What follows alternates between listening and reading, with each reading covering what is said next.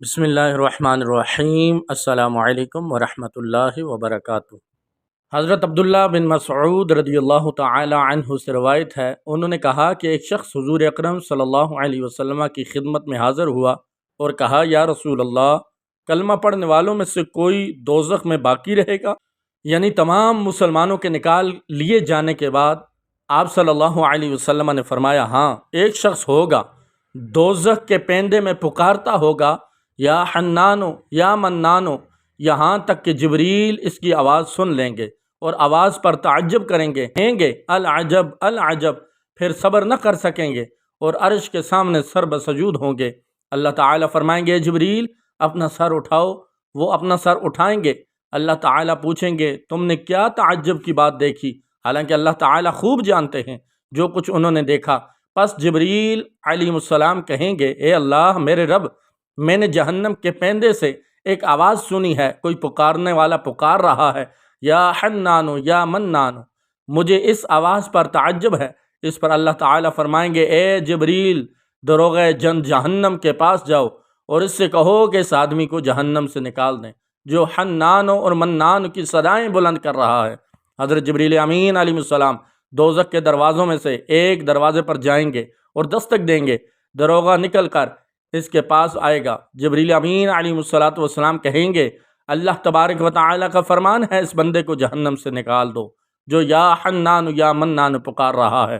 دروغہ اندر جائے گا، اسے تلاش کرے گا، اسے نہ پائے گا۔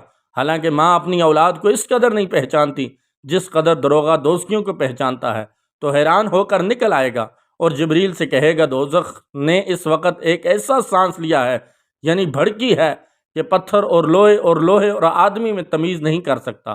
حضرت جبریل واپس جائیں گے اور عرش کے سامنے سجدے میں گر پڑیں گے۔ اللہ تبارک و تعالی فرمائیں گے، اے جبریل اپنا سر اٹھاؤ، کیوں کیا تم میرے بندے کو نہیں لائے؟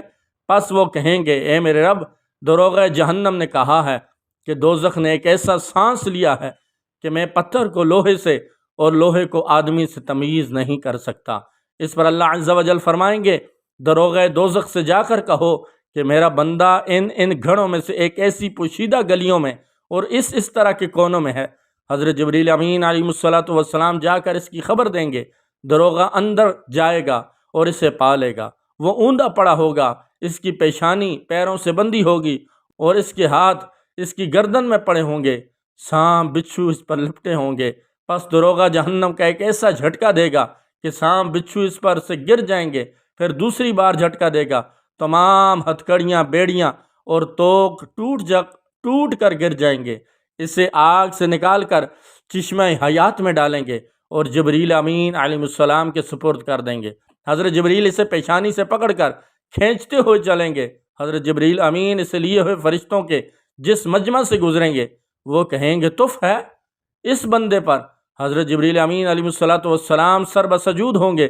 پھر اللہ تبارک و تعالی فرمائیں گے، اے جبریل اپنا سر اٹھاؤ۔ پھر اللہ تعالیٰ فرمائیں گے، اے میرے بندے، کیا میں نے تمہیں اچھی شکل میں پیدا نہیں کیا؟ کیا میں نے تمہاری طرف رسول نہیں بھیجے؟ کیا اس نے میری کتاب تیرے سامنے نہیں پڑھی؟ کیا اس نے تجھے اچھائی کا حکم نہیں دیا اور برائی سے نہیں روکا؟ بندہ سب باتوں کا اقرار کرے گا۔ پھر اللہ تعالیٰ فرمائیں گے، پھر تم نے ایسا کیوں کیا؟ بندہ کہے گا، اے میرے رب، میں نے اپنی جان پر ظلم کیا، جس کی پاداش میں دوزخ میں پڑا رہا۔ میں نے تجھ سے امید نہیں توڑی، تجھے حنان منان کہہ کر پکارتا رہا اور تو نے اپنے فضل سے مجھے نکال دیا، تو اب اپنی رحمت کو تو فعل مجھ پر رحم فرما۔ اس پر اللہ تبارک و تعالی فرمائیں گے، فرشتو گواہ رہنا، میں نے اس پر رحم کیا۔ اس کے بعد اسے جنت میں داخل کر دیا جائے گا۔ اللہ تعالی ہم سب کو نیک اعمال کرنے کی توفیق عطا فرمائے۔